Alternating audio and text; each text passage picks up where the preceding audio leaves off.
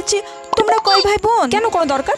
আরে না না, এমনি জিজ্ঞাসা করছি, আসলে তোমার পাশে বসে যাচ্ছি তো তাই। ও। তা তোমরা কয় ভাই বোন? আমরা 3 ভাই বোন। 3 ভাই বোন? বাবা বাবা, বেশ ভালো বেশ ভালো। তুমি কি বড়? হ্যাঁ আমি বড়। বড়?